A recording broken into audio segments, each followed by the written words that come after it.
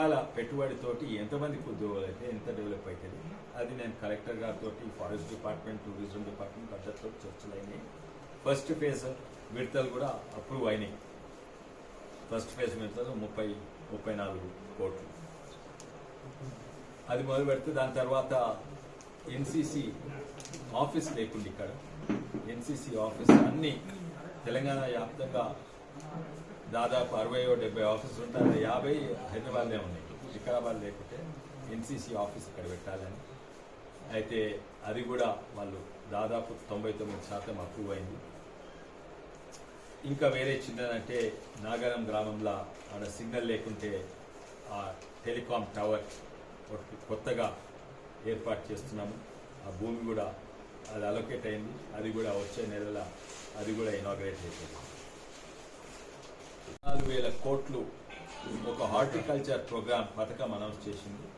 దాంట్లో ఇక్కడ కనీసము మన ప్రాంతంలో 1000 కోట్ల కొరకు నేను అప్లై చేసిన అది ప్రయత్నం కూడా చేస్తాను. ఇంకా అక్కడ పోయి ఇంకా ఏకలవ్య రెసిడెన్షియల్ స్కూల్ ఇక్కడ ట్రైబల్స్ యాక్చువల్లీ మనం క్వాలిఫై కాం దానికి నేను అనుకుంటే 50% కంటే ఎక్కువ ట్రైబల్స్ ఉన్న పాపులేషన్ ఉదాహరణంగా ఆదిలాబాద్లో అక్కడ సాధ్యమవుతుంది.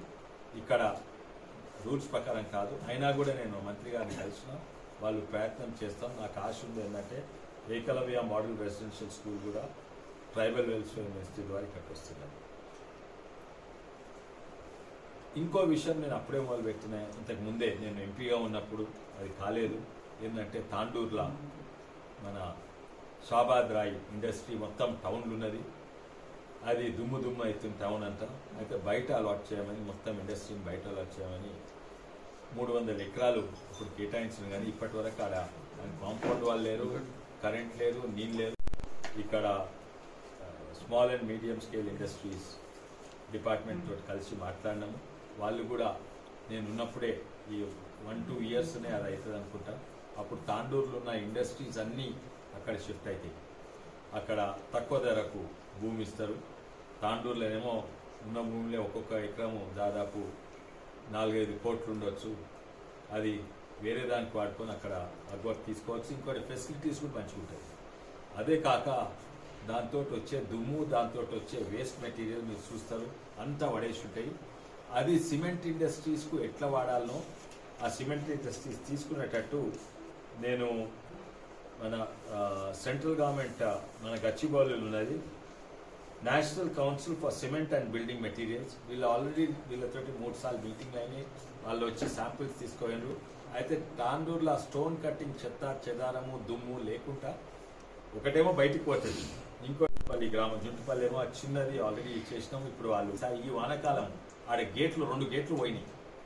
పోతే ఆ 2 గేట్లకు ఉంది 5-5 లక్షలు 10 లక్షల పని వరకు 2,000 ఎకరాలకు పార్కు లేకుండా ఫస్ట్ టైం 5 ఏళ్ళల్లో ఈసారి అందులో నీళ్లు నిండినాయి.